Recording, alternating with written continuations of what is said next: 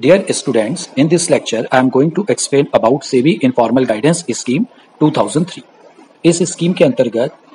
जो listed companies हैं, registered intermediaries हैं या सिक्योरिटी मार्केट से रिलेटेड जो एंटिटीज हैं, अगर वो कोई प्रपोज ट्रांजेक्शन कर रहे हैं, कोई ट्रांजेक्शन करने वाले हैं और उन्हें गाइडेंस चाहिए कि भाई इस ट्रांजेक्शन को करने से क्या सेबी के कोई रूल्स, रेगुलेशन, कोई एक्ट,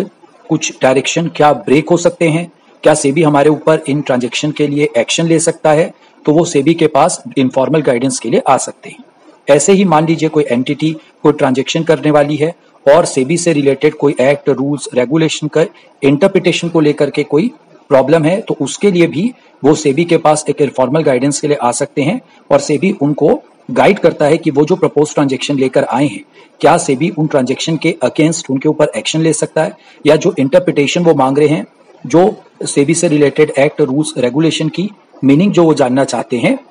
अगर कोई कंफ्यूजन हो तो सेबी इनफॉर्मल गाइडेंस के द्वारा एक प्रॉपर इंटरप्रिटेशन भी उनको बताता है। तो ये एक तरीके से सेबी के ओर से एक गाइडेंस है प्रपोज ट्रांजेक्शन को लेकर के, ताकि जब आप कोई ट्रांजेक्शन करें तो आप पहले ही जान लें कि आप जो ट्रांजेक्शन करने वाले हैं कहीं वो लॉ के अगेंस्ट तो नहीं जा रहा है। अगर जा रहा है तो फिर आप वो ट्रांजेक्शन नहीं करेंगे। कोई इंटरप्रिटेशन को लेकर के कोई दिक्कत है, आपने कुछ और इंटरप्रिटेशन किया और सेबी की तरफ से कुछ और इंटरप्रिटेशन आ रही, तो भी आप फिर अपने ट्रांजेक्शन को सही तरीके से कर सकते हैं। तो ये गाइडेंस है, एक अच्छी स्कीम है सेबी की तरफ से। ये जो इनफॉर्मल गाइडेंस है, इसकी रिक्वेस्ट कौन कर सकता है? एक तो सेबी के पास रजिस्टर्ड जो इंटरमीडियरीज हैं, या फिर कोई लिस्टेड कंपनी, या फिर कोई ऐसी कंपनी जो अपनी सिक्योरिटीज को लिस्ट करवाना चाहती है और जिसने स्टॉक मार्केट में लिस्टिंग एप्लीकेशन फाइल कर दी है या अपना ऑफर डॉक्यूमेंट सेबी के पास या सेंट्रल लिस्टिंग अथॉरिटी के पास जमा कर दिया है। Mutual fund, trustee company, asset management company, या SEBI substantial acquisition of shares and takeover regulations 2011 के अंतर्गत कोई एक्वायरर या प्रोस्पेक्टिव एक्वायरर अगर चाहे तो इनफॉर्मल गाइडेंस के लिए सेबी के पास आ सकता है। इनफॉर्मल गाइडेंस में आप दो तरीके का गाइडेंस सेबी से मांग सकते हैं, एक नो एक्शन लेटर्स और एक interpretative letters. No action letters में सेबी जो आपको इंडिकेट करता है, वो बताता है कि अगर आप कोई प्रपोज ट्रांजेक्शन करते हैं जिसको लिए आप सेबी के पास गाइडेंस के लिए आए हैं, अपनी रिक्वेस्ट में आपको पूछना होता है कि सर अगर हम ये प्रपोज ट्रांजेक्शन करने वाले हैं तो क्या आप हमारे अगेंस्ट कोई एक्शन लेंगे। तो नो एक्शन लेटर्स में सेबी इंडिकेट करता है कि अगर आप प्रपोज ट्रांजेक्शन करते हैं तो सेबी के किसी act, rules, regulation, guidelines, circular या किसी प्रोविजन में क्या वो आपके अगेंस्ट एक्शन ले सकता है, ऐसा वो आपको बताता है। इंटरप्रिटेटिव लेटर्स में आप सेबी से अपने प्रपोज ट्रांजेक्शन से रिलेटेड अगर कोई इंटरप्रिटेशन चाहते हैं तो आप इंटरप्रिटेटिव लेटर्स के लिए भी आ सकते हैं, जिसमें सेबी आपको गाइड करता है, जो एक्ट, रूल्स, रेगुलेशन है, सेबी के गाइडलाइंस है, सर्कुलर है, उससे रिलेटेड इंटरप्रिटेशन वो आपको प्रोवाइड करता है, ताकि आप उस लॉ को, उस सर्कुलर को, उस गाइडेंस को अच्छे से समझकर अपने ट्रांजेक्शन को कैरी कर सके या कैरी आउट कर सके। अगर आप इनफॉर्मल गाइडेंस के लिए आना चाहते हैं तो सबसे पहले आपको अपनी रिक्वेस्ट में लिखना होगा कि आप इनफॉर्मल गाइडेंस स्कीम के अंतर्गत रिक्वेस्ट कर रहे हैं। आपको ये भी बताना होगा आप नो एक्शन लेटर चाहते हैं या इंटरप्रिटेटिव लेटर चाहते हैं। साथ में आपको प्रिस्क्राइब फी देनी होगी और जो भी सेबी का कंसर्न डिपार्टमेंट है उसको अपनी रिक्वेस्ट आप एड्रेस करेंगे। रिक्वेस्ट की पूरी डिटेल आपको देनी होगी, आपके ट्रांजेक्शन के पूरे इंपॉर्टेंट जो फैक्ट्स हैं, जितनी भी सर्कमस्टेंसेस उससे जुड़ी हुई है और जो भी लीगल प्रोविजंस एप्लीकेबल हो सकते हैं, उन सब का डिटेल आपको बताना होगा। सेबी आपकी रिक्वेस्ट को जितनी जल्दी हो सकेगा डिस्पोज ऑफ करेगा, लेकिन 60 डेज के अंदर आपके रिक्वेस्ट पर सेबी की तरफ से जवाब आता है। जहां तक हियरिंग का सवाल है, डिपार्टमेंट, सेबी का डिपार्टमेंट अगर चाहे तो रिक्वेस्ट करने वाले व्यक्ति की एक हियरिंग कर सकता है या उसका इंटरव्यू भी ले सकता है, अगर चाहे तो। सेबी के जो इंटरनल रिकॉर्ड्स और व्यूज होंगे वो कॉन्फिडेंशियल होते हैं। नेक्स्ट है SEBI may not respond to the following types of request. देखिए, आप हर रिक्वेस्ट सेबी के पास लेकर आएंगे तो जरूरी नहीं है कि सेबी आपकी हर रिक्वेस्ट को रिस्पॉन्ड करे। मैं कुछ रिक्वेस्ट बताने जा रहा हूं आपको, कुछ टाइप ऑफ रिक्वेस्ट जिसको सेबी रिस्पॉन्स करे, ये जरूरी नहीं है। फर्स्ट, कोई ऐसी रिक्वेस्ट है जो जनरल है या कोई ऐसी रिक्वेस्ट है जिसमें जो फैक्चुअल सिचुएशन है उसका पूरा कंप्लीट या सफिशिएंट डिस्क्रिप्शन नहीं है, या फिर कोई हाइपोथेटिकल सिचुएशन से रिलेटेड कोई रिक्वेस्ट है, या कोई ऐसी रिक्वेस्ट है जिसमें रिक्वेस्टर का कोई डायरेक्ट या अप्रॉक्सीमेट कोई इंटरेस्ट ही नहीं है, या फिर कौन से एप्लीकेबल लॉज है उसके बारे में कोई जानकारी नहीं दी गई है, या फिर कोई ऐसा मैटर है जिस पर ऑलरेडी नो एक्शन या इंटरप्रिटेटिव लेटर्स जो भी रिक्वेस्ट की गई है वो ऑलरेडी इशू किया जा चुका है। यानी जो मैटर आप रिक्वेस्ट कर रहे हैं लगभग उसी टाइप के मैटर्स को लेकर के पहले ही कोई नो एक्शन या इंटरप्रिटेटिव लेटर ऑलरेडी इशू हो चुका है, या फिर कोई ऐसा मैटर है जो किसी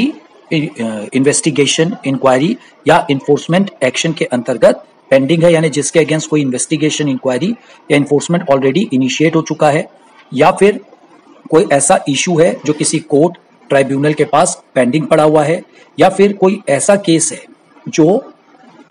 जो कुछ पॉलिसी से रिलेटेड मैटर है जिसमें डिपार्टमेंट को लगता है कि उनको रिस्पॉन्ड नहीं करना चाहिए।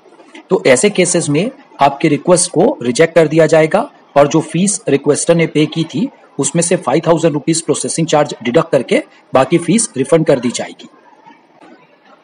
एक इंपॉर्टेंट बात ध्यान रखना है कि अगर आप इनफॉर्मल गाइडेंस के लिए आते हैं तो ये जरूरी नहीं है कि सेबी आपके इनफॉर्मल गाइडेंस को रिस्पॉन्ड करे, उसके लिए ये कंपलसरी नहीं है, और सेबी आपको रिस्पॉन्स नहीं करने का रीजन बताए ये भी सेबी के लिए जरूरी नहीं है। ये केवल एक इनफॉर्मल गाइडेंस है जो एंटिटीज की हेल्प करने के लिए बनाई गई है ताकि वो अपने प्रपोज ट्रांजैक्शन को इस तरीके से करें कि उनकी जो लॉ है वो अच्छी तरीके से फॉलो हो सके। नेक्स्ट है कॉन्फिडेंशियलिटी ऑफ रिक्वेस्ट। अगर कोई व्यक्ति कोई रिक्वेस्ट करता है तो वो अपने लेटर या रिटर्न कम्युनिकेशन में वो रिक्वेस्ट कर सकता है कि उसकी जो इंफॉर्मेशन है उसको कॉन्फिडेंशियल ट्रीटमेंट दिया जाए कोई पर्टिकुलर पीरियड के लिए। लेकिन ये जो कॉन्फिडेंशियल ट्रीटमेंट है ये 90 डेज से ज्यादा के लिए नहीं होगा। यहाँ पर आपको अपनी रिक्वेस्ट में लिखना होगा कि आप क्यों कॉन्फिडेंशियल ट्रीटमेंट चाहते हैं। फिर जो सेबी का डिपार्टमेंट है वो देखेगा और उसको लगता है कि आपको कॉन्फिडेंशियल ट्रीटमेंट देना चाहिए तो आपको कॉन्फिडेंशियल ट्रीटमेंट दिया जाएगा और आपका जो भी लेटर या रिटर्न कम्युनिकेशन है वो पब्लिक के पास स्पेसिफाइड पीरियड के लिए अवेलेबल नहीं होगा, उसको कॉन्फिडेंशियल ही रखा जाएगा। अगर सेबी के डिपार्टमेंट को लगता है कि कॉन्फिडेंशियल ट्रीटमेंट की जरूरत नहीं है तो रिक्वेस्टर को वैसी एडवाइस आती है और उसको 30 डेज का टाइम होता है कि वो चाहे तो अपनी रिक्वेस्ट वापस ले सकता है और इस केस में उसकी फी उसको रिफंड कर दी जाती है। और अगर रिक्वेस्टर ने अपनी रिक्वेस्ट वापस ले ली तो उस केस में उसको कोई इनफॉर्मल गाइडेंस इशू नहीं होगा और जो भी कम्युनिकेशन उसके और सेबी के बीच में हुई थी वो कॉन्फिडेंशियल ही रहेगी। हाँ, अगर उसने अपना लेटर या रिटर्न कम्युनिकेशन विड्रॉ नहीं किया और डिपार्टमेंट ने बोला कि कॉन्फिडेंशियल ट्रीटमेंट की जरूरत नहीं है और 30 डेज में आपने अगर रिक्वेस्टर ने अपना लेटर या रिटर्न कम्युनिकेशन वापस नहीं लिया तो फिर उसको पब्लिक को ओपन किया जा सकता है। इनफॉर्मल गाइडेंस में जो नो एक्शन लेटर या इंटरप्रिटेटिव लेटर इशू किया जाता है वो सेबी के ऊपर बाइंडिंग नहीं होता। हालांकि सेबी उसी के अकॉर्डिंग काम करता है लेकिन that is only the view of the department but not binding on the SEBI. जो भी लेटर डिपार्टमेंट की तरफ से इनफॉर्मल गाइडेंस स्कीम में इशू किया जाता है उसे सेबी का कंक्लूसिव डिसीजन नहीं माना जाता, ना तो क्वेश्चन ऑफ लॉ को लेकर ना तो क्वेश्चन ऑफ फैक्ट को लेकर। ये जो भी इनफॉर्मल गाइडेंस के लेटर इशू किए जाते हैं ये सेबी के ऑर्डर नहीं है और इनके अगेंस्ट आप कोई अपील भी नहीं कर सकते हैं। अगर सेबी की तरफ से या उनके डिपार्टमेंट की तरफ से कोई नो एक्शन लेटर इशू किया जाता है तो इसका ये मतलब है कि इन जनरल अगर आपने जो पूरा डिटेल ट्रांजैक्शन का दिया है उसी के हिसाब से आप काम करेंगे तो आपके अगेंस्ट कोई एक्शन नहीं लिया जाएगा, but that will depend on the facts and circumstances and applicable legal provisions. Very important thing, the guidance offered, the interpretative letters or no action letters is totally depend on the facts information submitted by the requester। आपने जो भी जानकारी, जो भी fact, जो भी बातें बताई थी उसी के अकॉर्डिंग आपको गाइडेंस मिलती है और अगर वो फैक्ट या सर्कमस्टेंसेस में कोई परिवर्तन हो जाता है, चेंज हो जाता है तो फिर ये गाइडेंस आपके काम की नहीं है। तो आपने जो भी ट्रांजैक्शन की डिटेल दी आपको उसी को एकदम स्ट्रिक्टली फॉलो करना है, तभी वो इनफॉर्मल गाइडेंस आपके काम की है।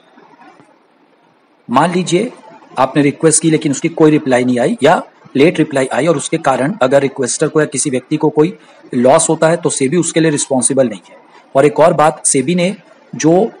लेटर आपको इशू किए थे इस स्कीम में और बाद में अगर सेबी को डिफरेंट व्यू ले लेता है तो उसमें भी कोई दिक्कत नहीं है। मैं ऊपर पहले ही बता चुका हूँ ये जो लेटर्स इशू किए जाते हैं सेबी पर बाइंडिंग नहीं है। हालांकि सेबी उसको फॉलो जरूर करता है पर SEBI may take a different view from that taken in a letter already issued under the informal guidance scheme.